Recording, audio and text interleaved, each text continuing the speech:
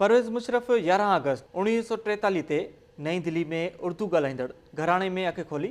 1947 ईस्वी में पाकिस्तान के आज़ाद थियण बाद संदसि वालदेन हिजरत करे पाकिस्तान आया। सन 1964 में परवेज़ मुशर्रफ पाक फौज में कमीशन हासिल कई ऐं डिघी मुलाज़मत खां पोइ सन 1998 में नवाज़ शरीफ के हुकूमती दौर में खेसि आर्मी चीफ मुक़ररु कयो वियो, पर एक साल बाद ही 12 अक्टूबर 1999 ते हुन नवाज़ शरीफ जो तख्तो ऊंधो करे छॾियो। परवेज़ मुशर्रफ की चूंड नवाज़ शरीफ ही कई हुई, जंहिं सीनियर जनरल्स बदिरां परवेज़ मुशर्रफ के आर्मी चीफ मुक़ररु कयो, जंहिं बाद नवाज़ शरीफ ते तनक़ीद पिणु थी हुई।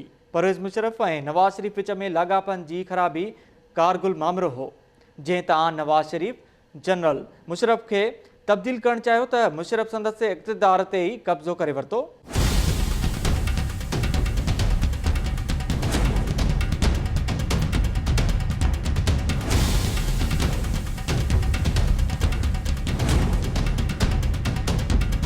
यारहं सेप्टेम्बर 2001 ते अमरीका के ट्विन टावर ते शिदत पसंदन के हमले बाद परवेज़ मुशर्रफ उन जंग में अमरीका जो साथ ॾियण जो फ़ैसिलो कयो।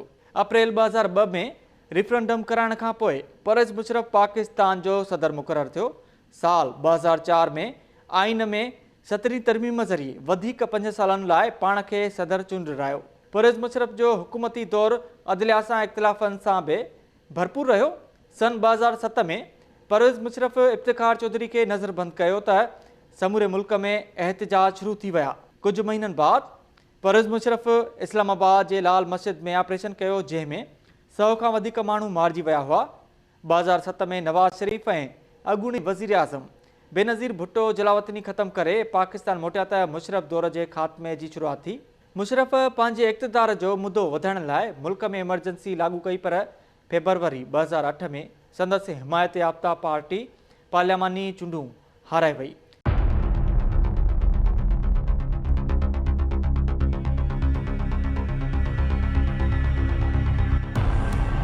छहनि महीननि खां पोइ हुन मुआख़ज़े खां बचण लाइ इस्तीफ़ा ॾिनी ऐं मुल्क छॾे हलियो वियो। 2007 में अॻूणी वज़ीर आज़म बेनज़ीर भुट्टो खे लियाक़त बाग़ में शहीद कयो वियो त उन वक़्त बि परवेज़ मुशर्रफ जी हुकूमत हुई।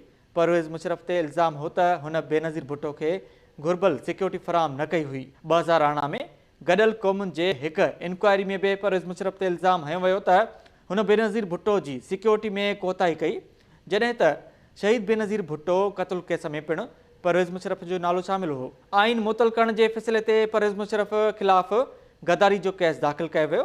5 सालनि ताईं केस अल्तवा हेठि रहियो, पर आख़िरकार 3 जजिस ते ॿधल ख़ुसूसी अदालत परवेज़ मुशर्रफ के गद्दारी जो मुर्तकिब करार ॾींदे खेसि मौत जी सज़ा ॿुधाई।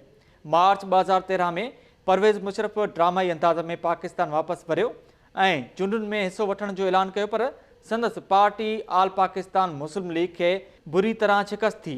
परवेज़ मुशर्रफ केतिरनि ई सालनि खां दुबई में इलाज हेठो हुन ज़िंदगी जा आख़िरी ॾियारा अमरीकन अस्पताल में गुज़ारिया।